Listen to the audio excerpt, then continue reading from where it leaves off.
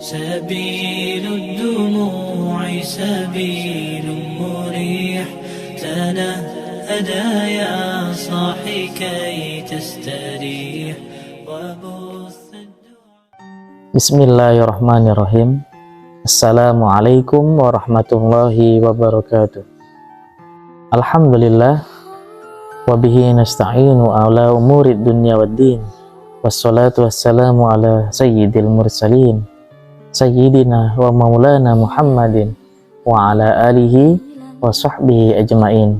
Amma ba'du, la hamla wa la quwata illa billahil aliyil azim. Dalam kitab Az-Zuhud karya Imam Ahmad disebutkan sebuah kisah tentang seorang ahli ibadah dari kalangan Bani Israel. Selama 60 tahun dia beribadah kepada Allah Subhanahu wa taala, tapi hajatnya tidak pernah dipenuhi oleh Allah Subhanahu wa taala. Apa yang dia harapkan tidak pernah dikabulkan oleh Allah Subhanahu wa taala. Sampailah satu waktu setelah dia merenung, dia berkata kepada dirinya, "Demi Allah, andaikan ada kebaikan dalam dirimu, niscaya kebutuhanmu sudah terpenuhi." Dia kemudian setelah itu tertidur dan bermimpi didatangi oleh seseorang dan berkata kepadanya, "Tahukah engkau bahwa celaanmu terhadap dirimu itu pada saat itu nilainya jauh lebih baik daripada ibadahmu kepada Allah yang puluhan tahun itu?" Para pecinta Ramadan yang dirahmati Allah Subhanahu wa taala, kisah ini mengajarkan kita bahwa beramal terus-menerus ternyata tidaklah cukup. Ada kalanya kita perlu meluangkan waktu untuk mengevaluasi amal-amal yang kita kerjakan selama ini. Entah itu terkait dengan dosa-dosa yang kita lakukan dalam hal bermuhasabah, atau banyaknya waktu yang sia-sia yang kita tinggalkan daripada mengingat Allah Subhanahu wa taala. Dan termasuk terkait apa saja yang kita lakukan, baik lisan kita, perbuatan kita, mata kita, telinga kita, kaki kita melangkah, tangan kita berbuat, apa yang ada dalam pikiran kita dan apa yang ada tersimpan dalam qalbu atau hati kita, perlu kiranya agar kita merenungkan kembali, bermuhasabah terkait dengan itu semua. Karena semua itu harus dipertanggungjawabkan di hadapan Allah Subhanahu wa taala. Maka demi Tuhanmu, kami pasti akan menanyai mereka semua tentang apa yang dahulu mereka kerjakan. Demikianlah firman Allah dalam surat Al-Hijr ayat 92 sampai 93. Dengan sering bermuhasabah, seorang hamba akan sadar betapa rendah dan hinanya kedudukannya di hadapan Allah Subhanahu wa taala.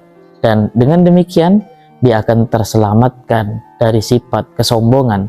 Dia pun akan sadar akan aib dan cacat yang ada pada dirinya, sehingga ketika dia mulai bermuhasabah terkait keburukan-keburukannya, dia punya motivasi untuk memperbaiki dirinya.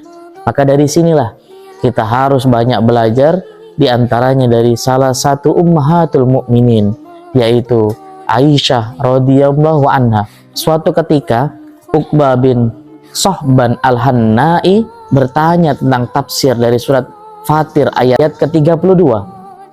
Summa awrasnal kitabal ladzina istafaina min ibadina faminhum zalimun li nafsi faminhum muqtasid faminhum sabiqum bil khairati biiznillah dzalika huwal fadlul kabir.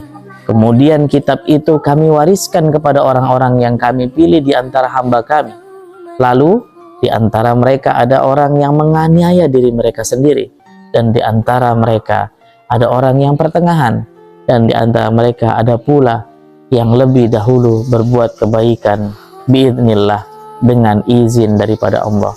Dzalika huwal fadlul kabir, yang demikian itu merupakan karunia yang besar. Aisyah radhiyallahu anha lalu menjawab, "Wahai anakku, mereka semua berada dalam surga. Adapun golongan yang lebih dulu dalam kebaikan, sabiqum bil khairat, adalah orang-orang yang telah berlalu pada masa Rasulullah SAW, dan beliau memberi kesaksian kepada mereka dengan mendapatkan surga dan rezeki. Golongan muqtasid yang pertengahan adalah orang-orang yang mengikuti jejak langkah beliau bersama para sahabat sampai meninggal. Adapun orang-orang yang menzalimi diri mereka sendiri, zalimul li nafsi, adalah orang sepertiku dan sepertimu.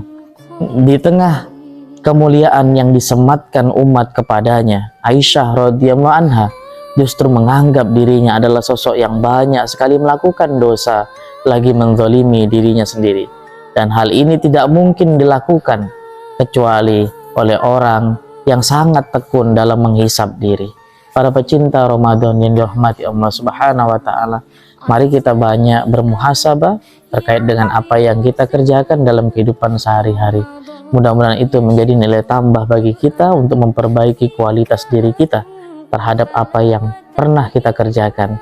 Dan hanya orang-orang yang mampu menghisap, menghitung dirinya, yang mampu mempersiapkan akhiratnya dengan sebaik-baiknya. Mudah-mudahan kita termasuk di antaranya yang demikian. Demikian, semoga bermanfaat. Wallahu a'lam bishawab. Hadana wa iyyakum ajmain. Ihdinas siratal mustaqim. Wallahul muwaffiq ila aqwamit thoriq.